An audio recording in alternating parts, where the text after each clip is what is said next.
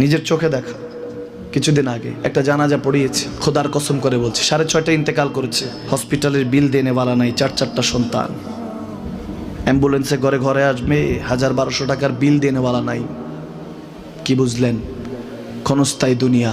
মুমিনের কম থাকলেও আমি বলি, কেউ যদি এসে বলে হুজুর একটু দোয়া করেন, খুব পেরেশানিতে আছি, আমি তার হাত চুমু খেয়ে বলি তোমাকে মোবারকবাদ, আল্লাহ তোমাকে ভালোবাসে।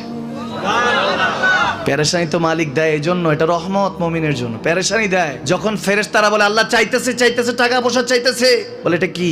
বলে ফাসেক, দে বিদায় কর, বিদায় কর। তার চাওয়া আছে, বিরক্ত লাগে, বিদায় কর, কি লাগে দে। আল্লাহ 10 কোটি দিয়েছে, 100 কোটি দিয়ে বিদায় কর।